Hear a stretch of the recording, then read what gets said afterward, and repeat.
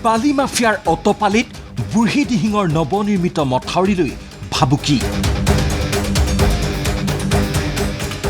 বন বিভাগক বৃদ্ধাংগুষ্ঠ দেখুৱাই বুঢ়ীদিহিঙৰ বুকুত অবাধ খনন। ঠিকাদাৰ বকুল খনিকৰ আৰু পংকজ খনিকৰক ব্লেকলিষ্টেড কৰাৰ দাবী দল সংগঠনৰ। অতিষ্ঠ ৰাইজ দল সংগঠনে আবদ্ধ কৰিলে 4খনকৈ অবৈধ বালি ভৰ্তি ডাম্পাৰ। বুঢ়ীদিহিঙৰ বুকুত অবাধে চলিছে অবৈধ বালি খনন। নৱনিৰ্মিত মথাউৰিৰ ওপৰেদি দিনে নিশাই পাৰ হৈছে শ শ বালি ভৰ্তি ডাম্পাৰ। চৰম ভাবুকি মন্ত্ৰী বিমল বৰাৰ সমষ্টিৰ অন্তৰ্গত খোৱাং আঘুনিবাৰী সংযোগী মথাউৰিলৈ।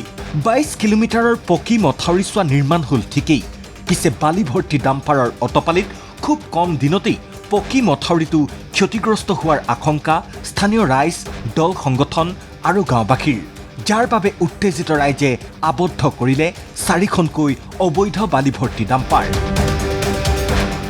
এই মথাউৰিটো নিৰ্মাণ কৰাৰ পাছতেই ইয়াৰ এই দলংখনৰ যিজন ঠিকাদাৰ বকুল খনিকৰ নামৰ এজন কুচক্ৰত জড়িত এজন ব্যক্তি আচলতে তেওঁ ছত্ৰছায়াত ইয়াত অবৈধভাৱে বালি খনন হৈ আছে, বালি পাৰ কৰাই আছে, বালি বিক্ৰী কৰিছে য'তে ত'তে। তেওঁলোকে বিভাগীয় কৰ্তৃপক্ষই গম পায় নাই নাপায় আমি নাজানো। জিলাৰ প্ৰশাসন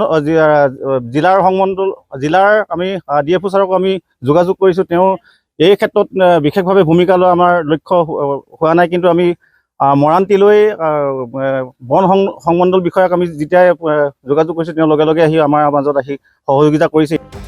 বন বিভাগক বৃদ্ধাংগুষ্ঠ দেখুৱাই নিতৌ চলিছে বালিৰ ৰমৰমীয়া বেহা।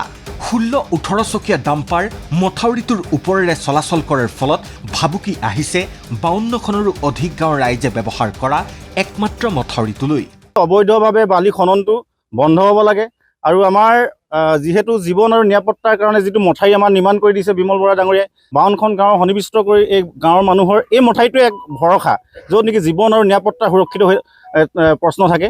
গতিকে এই মথাউৰিটোৰ ওপৰত তেওঁৰ 16 চকা 18 চকা ডাম্পাৰ চলাইছে, এইটো বন্ধ হ'ব লাগে।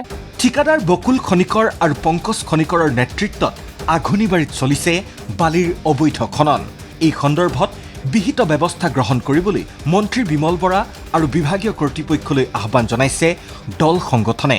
পংকজ খনিকৰে মানে একেবাৰে 2 নম্বৰভাৱে যি অবৈধভাৱে যি বালি খনন কৰি আছে তাৰ বাবে আমি লেঙেৰী আঞ্চলিক ছাত্ৰ সন্থাৰ তীব্ৰ ভাষাৰে গৰিহণা জনাইছোঁ। আৰু যিজন পংকজ খনিকৰ নামৰ যিজন ঠিকাদাৰ, আমি তেখেতক অসম চৰকাৰ অনুযায়ী তেখেতক ব্লেকলিষ্ট কৰিবলৈ আমি অনুৰোধ জনাইছোঁ। নহ'লে আমি লেঙেৰী আঞ্চলিক ছাত্ৰ সন্থাই এই ঠিকাদাৰজনৰ ওপৰত আমি বিহিত ব্যৱস্থা গ্ৰহণ কৰিবলৈ বাধ্য হ'ম। টিংখঙৰ পৰা সত্যজিৎ বৰুৱা ৰিপৰ্ট, ND24।